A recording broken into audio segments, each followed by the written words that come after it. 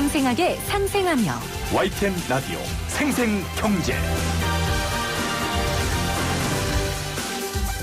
안녕하세요. YTN 라디오 생생경제 김혜민입니다. 카카오게임즈가 코스닥에 상장한 첫날인 오늘 상한가로 증시시장에 성공적인 데뷔를 했습니다. 시초가 48,000원 대비 30%까지 치솟은 62,400원에 거래 중인데요. 공모가 24,000원 대비 상승률은 160%입니다. 이에 따라 카카오게임즈 시가총액은 4조 5,680억 원으로 불어나 단숨에 코스닥 시총 순위 5위로 뛰어 올랐습니다. 공모도 못했으면서 괜히 배가 아팠지만 배 아픈 건 잠깐이고 저는 오히려 새로운 희망을 받습니다.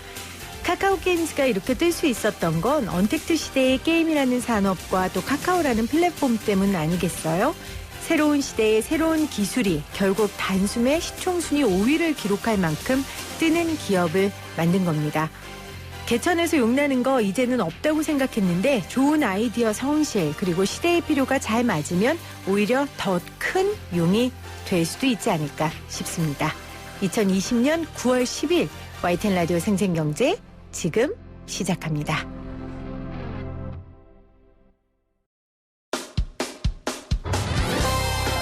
쉬운 경제, 살아있는 경제, 우리 집 경제 이야기, YTN 라디오 생생경제.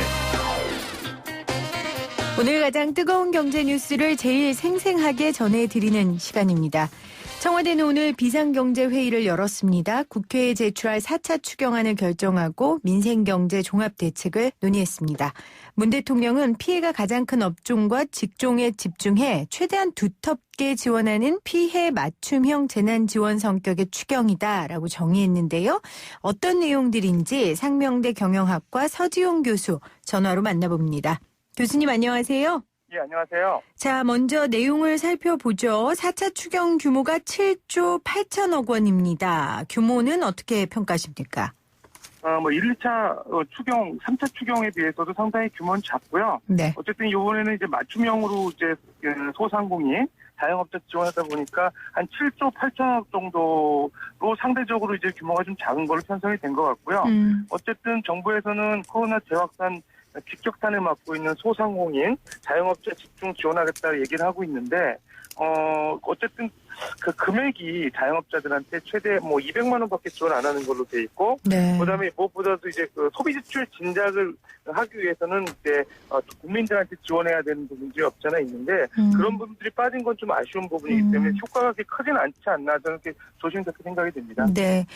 규모도 좀 작고 또 소비 지출을 진작시킬 수 있는 부분에 대한 추경안은 없어서 그런 부분이 좀 아쉽다라고 평가해 주셨습니다.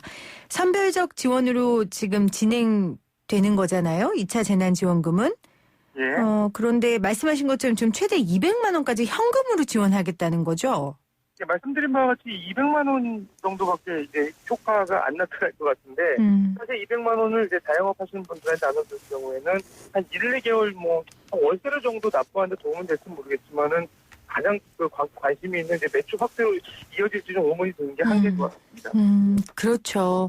사실 매출 확대가 지속적으로 해결할 수 있는 가장 큰 방안이니까요. 그런데 단기간 200만 원으로는 이런 부분은 해결하기 어려우니까 걱정이 되는 건데 어떤 소상공인들에게 어떤 조건으로 지급하느냐 이 부분에 대한 논란도 있었는데 어떻게 얘기가 나왔습니까? 예, 일단 피해 맞춤형으로 나와서 이번 코로나19 재확산을 통해서 매출이 이제 급감하거나 상당히 생계 여건이 좀 악화된 이런 분들을 지원하겠다고 얘기는 하고 계신데요. 일단은 현실적으로는 선별 기준에 따라서 지원하기가 좀 쉽지 않을 것 같아요. 쉽게 얘기해서 선별하기가 좀 용이하지 않을 것 같은데요.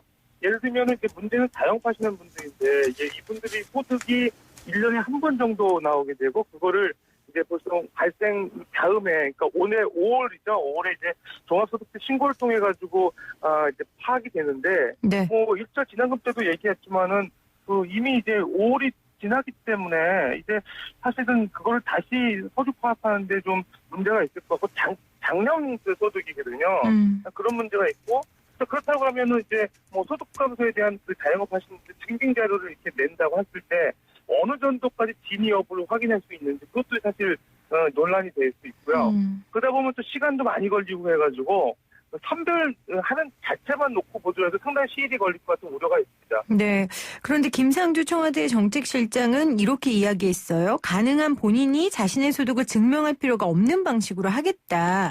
이미 카테고리가 정해져 있으면 그 카테고리 내에 있는 분들은 특별한 절차와 어려움 없이 주겠다라고 얘기를 했거든요. 제가 볼 때는 일단 과거 실적을 이제 감안할 가능성이 있고요. 그 다음에 두 번째는 자영업 같은 분 본인 신고에 따라서 사실 소득이 결정되기 때문에 이미 이제 제출할 필요가 없다고 얘기하는 거는 사실은 이제 과거 실적일 가능성이 많거든요. 맞습니다. 작년 매출액 기준. 예. 작년 매출을 봤을 때 코로나 실적 감소, 그렇죠. 실적 감소된 게 요번에 이제 반영되라고 사실 보는 거는 좀 맞지 않잖아요. 그런 측면에서 보면은 제가 볼 때는 요번에 사실 증빙 서류를 간소화하더라도 내서 파악하는 게 더 이치에 맞을 것 같은데 그러기에는 사실은 여러 가지 문제가 있다는 겁니다. 그렇군요. 그러니까 지금 정부에서는 이런 것 같아요. 아직 확실히 나오진 않았지만 작년 매출액 기준은 이제 있으니까 작년 매출액은 있으니까 올해 얼마나 떨어졌는지만 증명하면 이제 비교해서 사전 심사 없이 주겠다라는 얘기인 것 같은데 여러 가지 현실적인 좀 어려움이 있는 것 같습니다. 혹시 소상공인들 중에 적용되지 않은 직종도 있습니까? 예, 예를 들어서 일단 소상공인이긴 하지만은 이분들이 이제 실제 피해를 봤다고 하는 증빙 자료가 있어야 될 것 같아요. 네. 이제 그게 이제 없으면은 모든 상공인들한테 이제 적용이 안 될 것 같고요. 요번에 이제 2차 코로나 사태로 인해 가지고 피해가 봤다는 그런 상황이 나올래 그러면 사실은 매출액이 이제 급감한 데이터가 나와야 되는데 대체적으로 그게 이제 실제로 피해를 봤음에도 불구하고 그렇지 않은 부분도 나올 수 있거든요.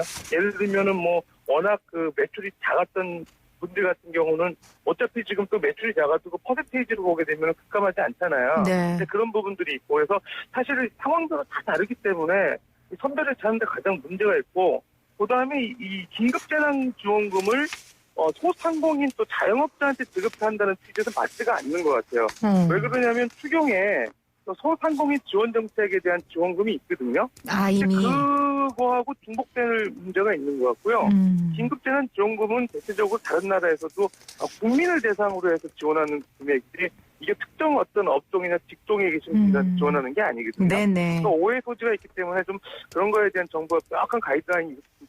그러니까 소상공인 지원책은 또 따로 있는데 지금 긴급재난지원금이라는 명목으로 또 소상공인에게만 지급되는 게 이 재난지원금의 취지와는 맞지 않다라는 말씀이신 거잖아요. 예, 그렇습니다. 그래서 정부도 이런 비판을 의식했는지 13세 이상 전 국민에게 통신비를 2만 원씩 지급하겠다 이렇게 이야기했어요. 문 대통령은 작은 위로다라고 표현하기도 했는데 교수님은 이 같은 시도에 대해 어떻게 평가하세요? 대통령께서는 위로금으로 말씀하셨는데요. 정부 재정을 위로비로 이렇게 지원하는 것은 바람직하지 않고요. 꼭 필요한 부분에 재정을 써야 된다는 관점에서 보면 이게 애초에 계획이 없다가 정부의 정책에 대한 비난의 목소리 이런 것들을 좀 수렴한 거 아닌가 생각이 되고 네.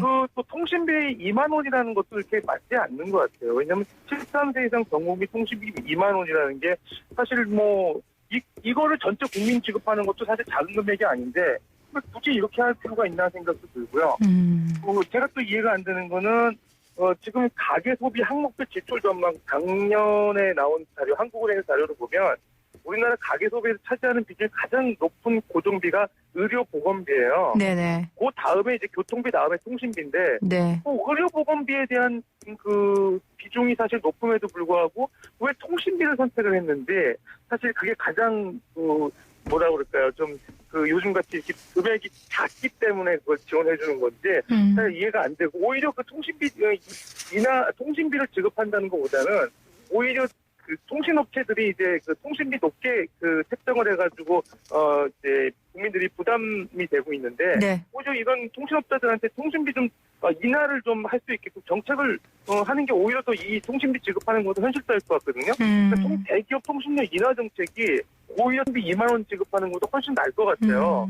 그러니까 그런 측면에서 보면은 2만 원이라는 거를 금액은 작다고 하지만은 좀 허투루 쓰는 경향이 있는 것 같고 네. 가장 큰 문제는 긴급재난지원금 일회성 지급하는 하다 보니까 정부는 이제 소비도 이루어져서 낭비라고 생각하는 개념이 있는데 국민회에서 쓰는 재정이 낭비라고 생각하는 발상 자체가 잘못된 것 같고요. 아마 국가 채무가 지금 채무 비율이 높다 하더라도 이 채무 비율을 좀 낮추면서 정부 재정을 확충하는 방법도 있거든요. 네. 예를 들면 영구채를 발행을 하는 방법이 더 효과적일 것 같습니다. 지금 재정 적자 때문에 이제 국채를 발행하는데요.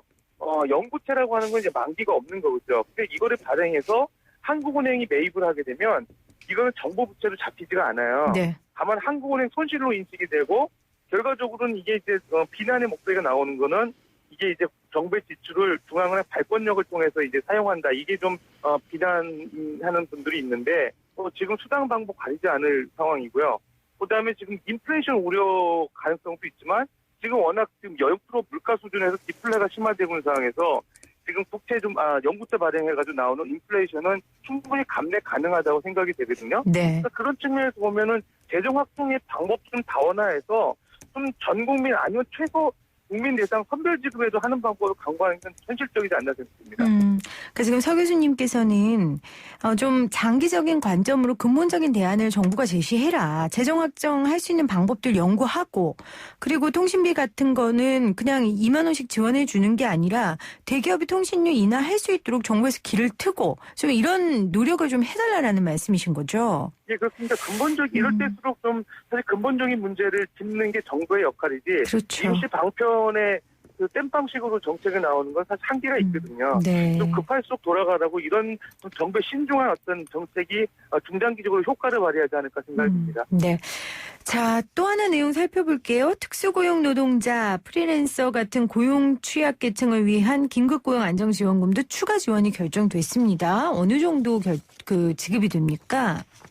예, 사차 추경에서 이제 그 맞벌이 부부라든가 가족 돌봄 휴가, 그다음에 이제 긴급고용 안정지원금 이런 것들이 이제 항목에 들어가 있는데 특히 이제 올해 12월부터 해가지고 특수고용제 이런 분들이 이제 고용보험 가입이 되거든요. 네. 이제 그런 부분들에 대해서 이제 실업급여라든가 그다음에 이제 중소기업이나 중견기업 같은 데서 이제 고용이 유지하기 어려운 분들 대상으로 해가지고 그 회사가 신청을 했을 경우에 긴급고용 안정지원금을 이제 지원해주는 방안들이 이제 4차 추경안에 담겨 있기 때문에 제가 볼 때는 그런 점은 정부가 아주 잘 하지 않았나 생각이 되고요. 네. 다만 이제 최근에 이제 가족 돌봄 휴가라고 있어요. 그게 이제 어떤 가장이 예를 들어 직장에서 나와서 가족에서 이제 가정에서 가족들을 돌보는 네. 5일 휴가를 이제 최대한 사용할 수 있고 최대 이제 1인당 25만 원씩 맞벌이 부부일 경우에는 50만 원씩 지급하는 프로그램이 있는데 이런 것들이 이제 9월 말까지 이제 연장해서 이제 지원을 받는다고 합니다. 제가 가능하다고 그러면은 좀 올해까지는 좀 했으면 좋겠고요. 어쨌든 국민취업 지원제도라는 것도 지금 나오고 있는데 그런 것도 사실은 좀 지금 50만 원씩 6개월 동안 청년 지원하는 프로그램인데요. 네. 좀 이것들을 좀 더 규모를 확장해서 좀 적극적으로 이제 추진을 해야 이제 고용 안정이 유지되지 않을까 생각됩니다. 교수님은 계속해서 하려면 제대로 규모도 크게 적극적으로 해달라라는 말씀이세요. 지금 여러 가지 내용을 살펴주셨는데 긴급고용 안전지원금 추가 지원에 1조 4천억 원이 추가 투입되기로 했고 말씀하신 것처럼 특별돌봄 지원 대상은 미취학 아동에서 초등학생까지 확대해서 532만 명에게 20만 원씩 지원을 합니다. 그리고 취업이 어려운 청년들에게 50만 원씩 지원하기로도 결정을 했습니다. 자, 이제 남은 과정 국회 통과인데 국회 통과 무난하겠죠? 예, 무난할 것 같습니다. 여권이 또 국회의원들이 이제 여당이 다수를 차지하고 있기 때문에 의석수에서 국회 통과 가능성은 별 문제는 없을 것 같긴 한데요. 다만 이제 정부가 언제부턴가 이제 의석수가 많다는 거를 가지고 이제 정책이 좀 신중함이나 세밀함이 좀 부족한 우려가 들어요. 그러니까 이번 같은 경우도 좀 갑자기 이제 나온 대책들이 있어서 물론 이제 국회에서 과반수 이상 통과가 될 것 같긴 하지만 좀 의석수가 적을 때 여권으로서 이제 정책을 추진하는데 이런 입장에서 접근을 하게 되면 항상 좀 신중함이 좀 반영될 수 있을 것 같거든요. 네. 제가 가장 아쉬운 거는 아까 말씀드린 바와 같이 고용안정지원금, 국민취업지원제도, 맞벌이 부부에 대한 지원, 가족돌봄 휴가 다 좋은데요.